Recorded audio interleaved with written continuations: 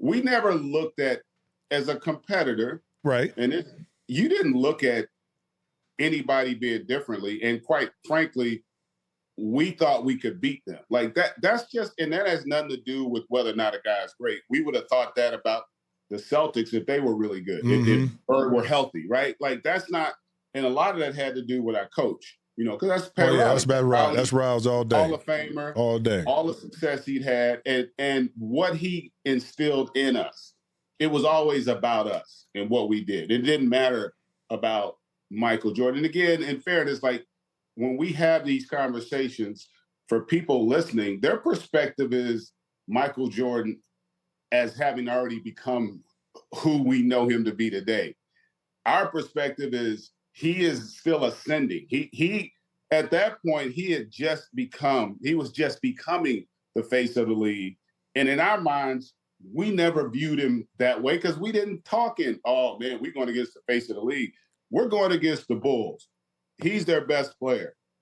This is what we have to do to have success against them, right? And that's really how it is. And I think sometimes fans don't appreciate that because, and I say this to people, you covering the game the way you do, and you do a hell of a job at it as well. I'm a big fan of how you analyze the game, but you covered it, having played it. Like most fans don't understand, like players really are not in awe of anybody. You really aren't. Like we didn't look at him like we didn't not sleep at night the night before playing against the great Michael Jordan. Like we knew we knew he's a great player, but they were all great, all the great players. When you one of the top dogs in the league, we respect that, but we're trying to beat your team. And so we didn't lack a confidence or a belief. And so going into that, we didn't listen, if you go look back, and people tend to not do this, go back and look at, we would have games where he would go 9 for 30 against us. Right. We would have success defending him, and it would get physical, and it was rough. Like they were battles. And so we definitely felt like we had an opportunity and we could beat them. Again, it's a little different dynamic than what you get when you look back in retrospect, right? Because now everything's been established and decided, and now we're looking back. But in those moments, when you have a chance to be great, that's how you feel. I remember like even being in Portland when we played the Lakers, Utah. Or Utah, but more so even like because this is when Kobe was just kind of becoming a great player. We would our game plan would be to go at Kobe. Like, we wanted to attack him. Like we didn't, you just were not in awe of great players. Like you're in essence playing for the same thing. And, we got one of them dudes too. Patrick was one of those guys. So we didn't look at Michael, just being heads and shoulders above our best player. And we also felt like the rest of our roster was more than capable of competing against what they brought to the table. And so that's kind of the approach you had to it.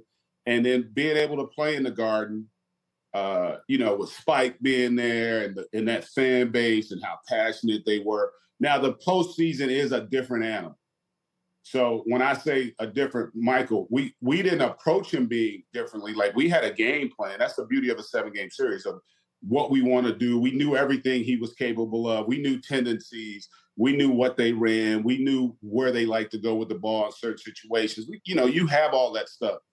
And there's an understanding of what you need to do to be successful.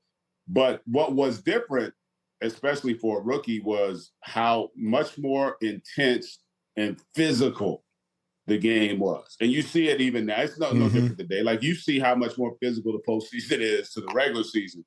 And when you haven't gone through it, it's hard to have that perspective. And so that was, when you go and look back at it, that was one of the things that was so impressive because he had a mind of steel. Like he was obviously one of those dudes. He was a hell of a competitor. The guy just brought it and never was deterred. And that's the thing you appreciate about the truly great ones. Like I said, he might be 9 of 30, but he always felt like the next one was going in. Whereas an average player, if they miss 5 in a row, they're not going to be as apt to pull that sixth one, right? They're going to be trying to find an easy one, something that they know they're going to make so that their confidence doesn't wane. It doesn't waver. And Michael was unique in that regard. He was a hell of a talent, man. And in that era of the Bulls, it was incredible. It was awesome to experience it, to be a part of those moments, to play in the guard. It really was. You know, I was blessed to play a long time in a lot of playoff games and on some really good teams, but there was just nothing for me like playing in the Garden. And what I would always say is nothing like performing in the Garden. Yeah, it's different. It's different between playing. It's a difference between playing and performing. And the beauty about New York fans is this, because they love basketball. And even if you're an opposition and you're performing at a high level, at some point they know what it is. Just because they acknowledge. They may boo and say, but end of the day, they know it's basketball. Check out new episodes of The Jim Jackson Show every Thursday. Watch on The Rich Eisen Show YouTube page. Follow the show on Instagram at Jim Jackson Show, or listen wherever you get your podcasts.